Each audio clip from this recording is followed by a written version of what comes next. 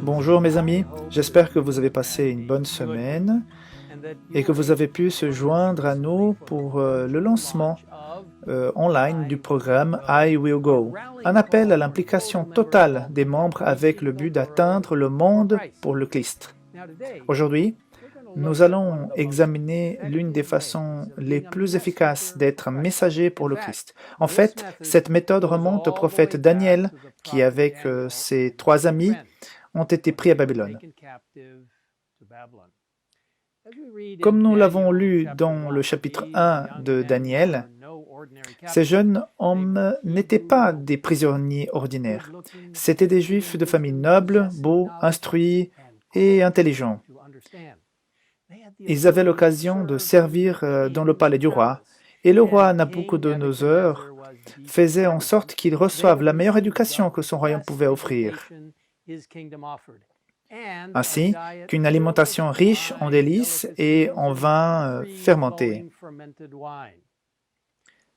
Sans doute, ces 4 jeunes Juifs étaient flattés par la générosité du roi, mais au lieu de manger à la table royale, ils demandaient un régime alimentaire très simple, à base de plantes et de l'eau pure. Dans le livre Prophètes et Rois, on nous dit que Daniel et ses compagnons avaient été élevés selon les principes d'une stricte tempérance. On leur avait enseigné que le Seigneur les rendait responsables de leurs dons et qu'ils ne devaient en aucun cas affaiblir leurs forces. Cette éducation a été pour Daniel et ses compagnons le moyen de les préserver des influences démoralisantes de la cour de Babylone. La tempérance est-elle importante? Ce que nous mettons dans notre corps et notre façon de vivre a vraiment de l'importance?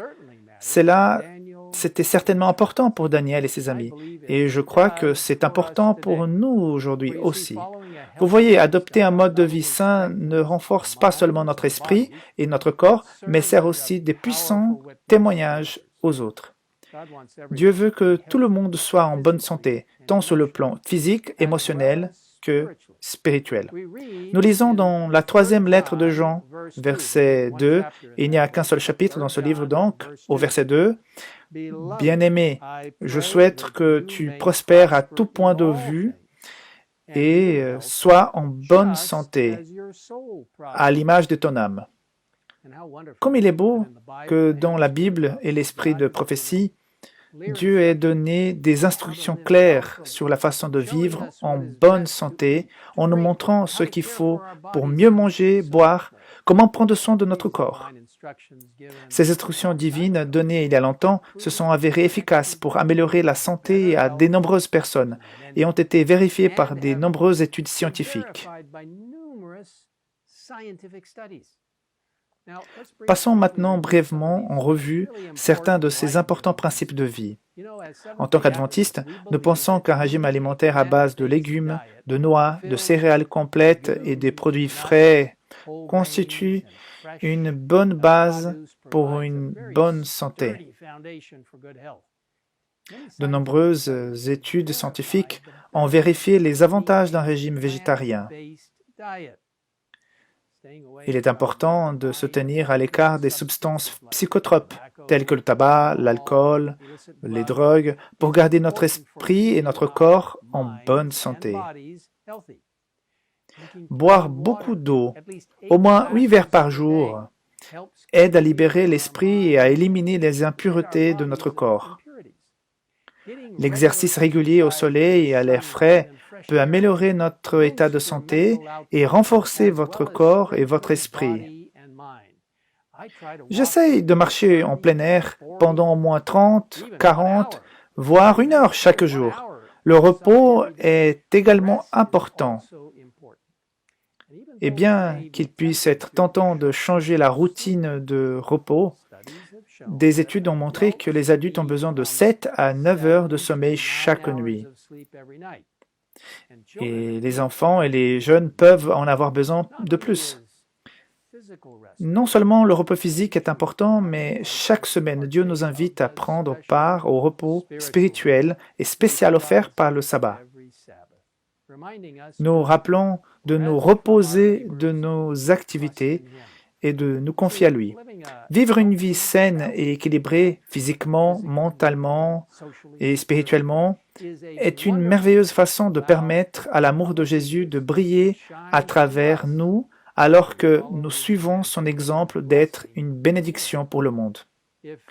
Si vous souhaitez en savoir plus sur la manière de mener une vie saine ou partager ce que vous avez appris avec d'autres, je vous encourage à télécharger un exemplaire gratuit du livre « Santé et bien-être », des secrets qui changent la vie. Il a été écrit par le pasteur Mark Finlay et le Dr Peter Landless. Vous pouvez également télécharger ce livre en ligne. Vous voyez, mes amis, dans Jean 10:10, Jésus dit qu'il veut que nous ayons la vie et que nous l'ayons en abondance. Il nous invite à profiter de cette vie en abondance, par sa grâce, sa puissance, même aujourd'hui.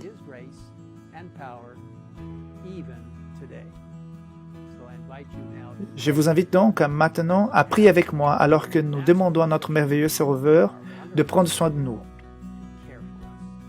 Père Céleste, nous te demandons maintenant de guider tous ceux qui nous écoutent et regardent en ce moment. Aide-les à savoir que tu es le Dieu qui les a créés, le Dieu qui les soutient, le Dieu qui veut qu'ils vivent la vie en abondance sur cette terre et en préparation pour la vie éternelle.